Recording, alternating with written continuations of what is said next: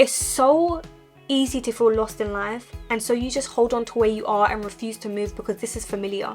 We get comfortable in our familiar surroundings that we don't want to move because we don't know where we're moving to, and so we stay where we think that we have control, when really and truly God is trying to take you to a place where you don't have control, where He has control, where He can lead you. If we're being honest, we do not own anything in this world. Nothing is forever. Everything has a time frame. Even childhood is borrowed. So becoming so attached to something actually makes zero sense, because we have no control whether something leaves our life. We only have control whether we will enjoy it while it is in our lives. People are temporary. They're in our lives for a season, sometimes longer seasons than others. Sometimes they're in our lives forever, but sometimes they're not. I think the most important thing in life is to master healthy detachment. Being able to enjoy things in your life, enjoy people in your life, but still having the mindset that even if this leaves, I will be okay. I think I was watching a Christian YouTube channel called Coffee and Bible Time. I've been watching them for a while, and they have this saying called having things with open hands. We need to have open hands with everything, literally everything, but we need to have tight, clenched hands with God. Meaning that if I have my phone in my hand, I'm enjoying it, but if it happened to leave my hand, I'm okay with that as well. I'm not gonna hold on to the phone and act as though I have control whether it goes or not. It's just gonna make them leaving that much harder.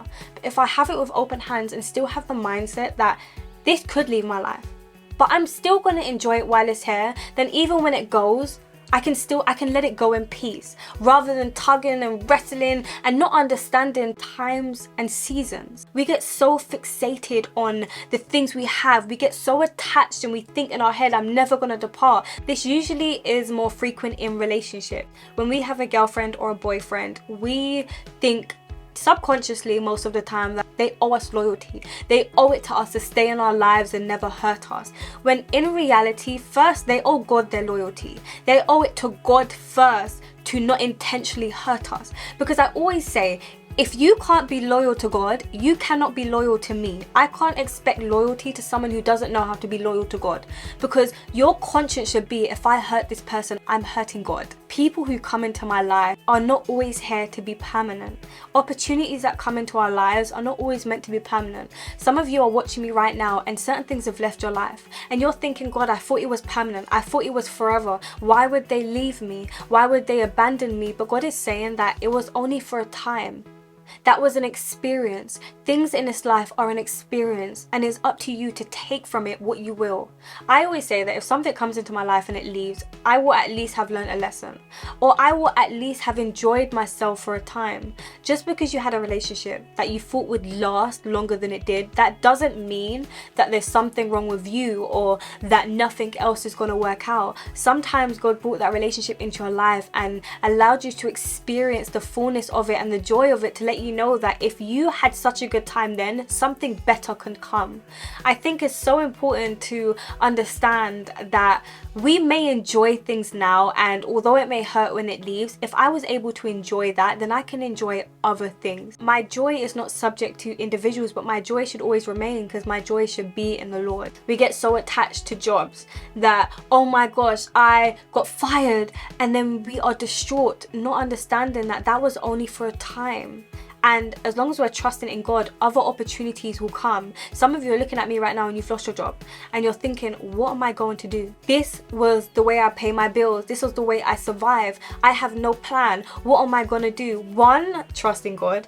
Two, understand that that job was for a time. Just because you can't see your next step, it doesn't mean that your next step is not already prepared for you. Because majority of the time, you didn't even see that job coming, okay? Sometimes we get so worried and we try to hold on to things because we can't see anything else being better than what is. And I think that's such a limiting mindset. Because if I always think, if I bag this opportunity, then I could bag another one. Okay, this just let me know that I need to trust in my source. I need to trust in the ability that God has given me. You know, we do not own people. If people decide to leave our life, there's nothing we can do about it. We don't have a say whether someone leaves our life, whether someone stays in our life. We only have a say in how we enjoy them whilst they are with us. You know, I think it's so important to understand that you can enjoy something and have a good time whilst remaining detached, but in a healthy way. You're not emotionally unavailable, you're still emotionally connected, but you are not subject to that individual's actions. Rather, you are just subject to, God, if this be, let it be. Whilst it's here, I will enjoy. And I think that is the art of life. Enjoying things as they come, receiving things with open hands, allowing a bird to sit on your hand and let it go whenever it wants to go, but as long as it's there, you will enjoy it and you will have gained another life experience. When you try and hold on to things and rebuke the thought of it ever leaving your life, then we are limiting ourselves from experiencing multiple things, because sometimes we can't experience another thing until we allow one thing to go. You know, and this is a word for someone. I don't know which one of you are watching, but this is a word that there's something in your life that you just need to let go. That relationship has come to an end. You're still fighting and holding on because you're thinking, this might be it. If I let go of it, is this going to be the worst decision? But you know in your heart, you know in your spirit, that it's time to let it go. It's time to let it go and allow other things to come into your life. A man that doesn't treat you how you know you are ordained to be treated has no place in your life. You may be lonely and you may feel as though I've been alone by myself and this is the first time I've been with someone in a long time. But that doesn't mean you should settle. That doesn't mean you should allow someone who doesn't treat you as you deserve to remain in your life just because you're lonely. Because have you noticed that even though you were lonely before, there's still a sense of loneliness now? Loneliness doesn't mean the absence of people. Loneliness is an internal feeling that can still be there even when you're around other people. So my word for you specifically is, don't let your loneliness and your sadness keep someone in your life who does not see your worth and treat you accordingly. Some of you have heard the word to move abroad, to move away, and you're scared because you're thinking, what will happen to me? What will become of me? And sometimes you have to take that leap of faith. You have to be able to be detached from your surroundings. Some of you are meant to get up and leave, but because you're so attached to your surroundings, you're stagnant. You're staying in a place that God hasn't ordained for you to be in. You know, I think for me, when I first got into a relationship, I was so happy being single. I was attached to my singleness. I did not want to be in a relationship. I was ready to dedicate another year to being single. And that's not always the plan of God.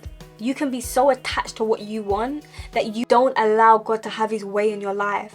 And the thing about it is, God's will for your life doesn't always align for your will for your life.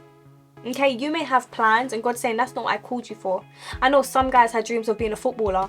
Now they're software engineers. And if you're watching me right now and you're feeling lost and you're feeling confused and you don't know what next step to take, I just want to pray for you. And I want to pray that God, anyone who is watching me and is feeling confused about the next steps to take in their life, they are looking for a sense of direction, I pray, Lord, that may your direction lead them, may you order their steps and establish them, and may you show them the next stage of their life. And I pray that prayer because it's so easy to feel lost in life, and so you just hold on to where you are and refuse to move because this is familiar. We get comfortable in our familiar surroundings that we don't want to move because we don't know where we're moving to, and so we stay where we think that we have control, when really and truly God is trying to take you to a place where you don't have control, where he has control, where he can lead you. But you're so attached to being in control that you can't even fathom taking steps of faith.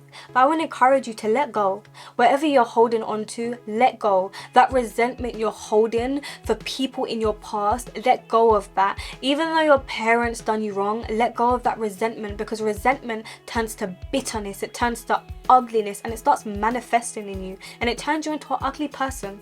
Okay, you don't want to hold unforgiveness and resentment in your heart. You need to detach from that. Healthy detachment is understanding that, yes, you done me wrong, but I can forgive you. I can still work with you. I can still be kind to you. I'm not attaching you to what you've done to me. I'm letting go of it. Granted, I may not have you as close as I once did, but I'm not gonna treat you based on how you treated me, because I want to be better than that. Letting go of the negative feelings that are attached to your past, letting go of that hurt and that trauma that comes with the memories from your past. You know, I know it's so hard to let go because sometimes we find solace and comfort in those feelings, but those feelings are ultimately holding us back. I know for me, there was a time where anger was all I knew. Bitterness was all I knew. I felt comfort in those feelings. Those were familiar feelings that whenever I got angry, I just turned bitter, and I'd feel fine with that because you done me dirty. I don't care what you say, and I want revenge. But I realized that just reflected the ugliness and the bitterness in my heart. It didn't reflect them, it reflected me. You need to let go and free yourself of all of the baggage from your past. And I had so much baggage that I wasn't even aware of. It wasn't until I decided to really just detach and really focus on my internal that I realized, Lakeishaa, you've been carrying the whole world on your shoulders. You've been trying to keep things. You've been trying to control situations. It wasn't until I just let go and let God that I found my peace in him. And some of you are holding on to so much and you're scared of letting go because you're thinking, what will my life look like? Well, how about you find out? Okay, how about you find out what your life will look like, because you're only young and free once. Okay, you don't want to get to like 60, 70 and you look back on your life and you wish you made different choices. You wish you became a better person a little bit earlier. You wish you changed your mind a little bit earlier. You wish you let go, because life is short. Time is borrowed. You are not in control of anything. For can you add a single hair on your head by worrying, says the Bible? Okay, you cannot. We can't be attached to anything. Of course, you form emotional attachments, but you also have to be healthily detached, meaning that you are not subject to their actions. If they act a certain way, that doesn't render you to act in a certain way, but you are still very much in control of yourself. If they end up leaving your life, it's not going to crush you, because your life never revolved around them. Because God should be the center of your life and other things are just added on. But even when things are taken away, the center still remains. Have you lost your sense of center? There's times and seasons for everything. And you are not in control of anything when it comes to other people. You are only in control of yourself most of the time. But I thank you for watching. I hope this video encouraged you. If you think this video can bless someone else, please share. Comment down below. Let me know what you thought of this video and your favorite part. Also, turn on your post notifications so you never miss an upload. But I will see you in my next video.